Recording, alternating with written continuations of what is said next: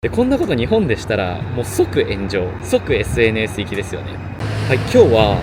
メルボルン、オーストラリアと日本で何が違うのか、それについて簡単に話していこうと思います。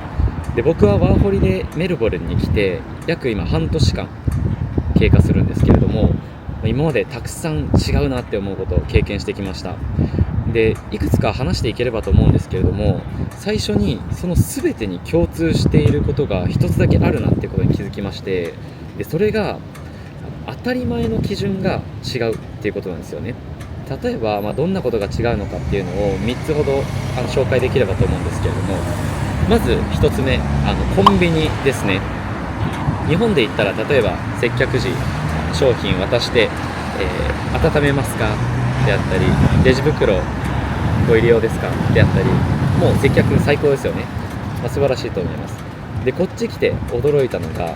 まず、商品同じように渡します。で、その時に何かブツブツ話してるなって思ったので、僕に話しかけてるのかなと思うじゃないですか。よく見たらAirPods で接客しながら電話してたんですよ。でも僕のことを見ずに、もう何ドルですとかももはや言わないケースも多いと思うんですけど、もうそのまま支払いが終了したら、もうただノールックでこんな感じで渡されて終わりっていう。で、こんなこと日本でしたらもう即炎上、即 SNS 行きですよね。で、ただこっちだと、それが普通なので、みんな怒ることもなく過ごしている。これがまず1つ目です。で、2つ目に交通機関ですね。日本だと電車ですね。あんまり遅れることは多くないと思うんですけど、何分か遅れただけでも謝罪のアナウンスがあったりとか、生活がしやすいなっていうところではあるんですけれども、こっち来て、例えばバスですね。時刻表あります。時刻表に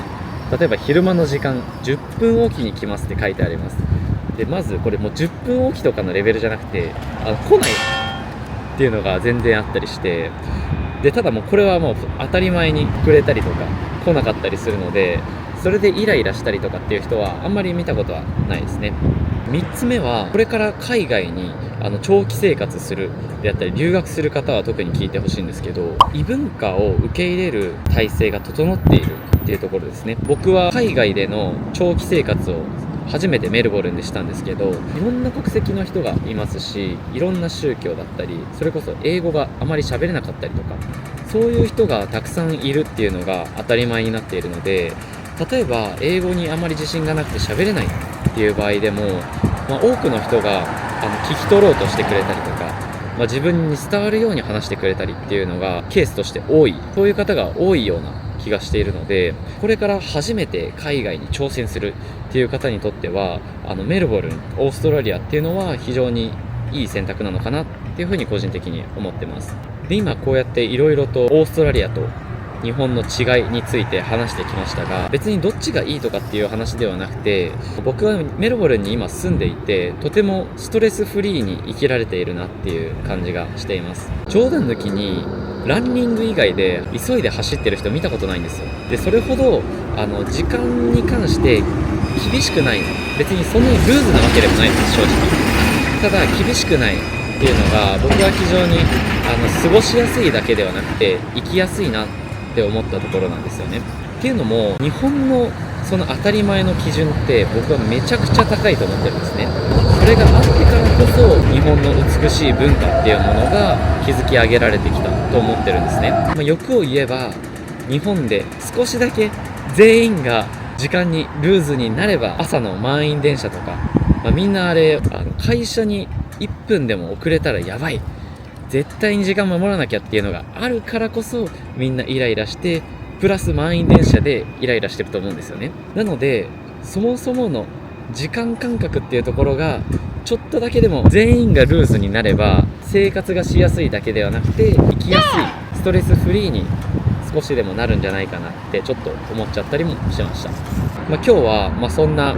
メルボルン、オーストラリアと日本でどんなことが違うのか、だからちょっと海外に興味を持ったりとか、これからワーホリに行くっていう方のちょっとでも参考になればなと思って撮りました。で、僕はメルボルン本当に大好きなんですけれども、せっかくワーホリで来ているので、違う都市も見てみたいなと思っていて、おそらくまだ決めてないんですけど、ゴールドコーストかな、来月あたりにちょっと都市を移動しようかなと思ってます。なので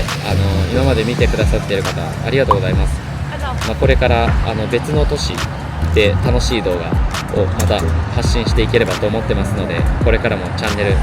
ぜひチェックしていってください。バイバーイ。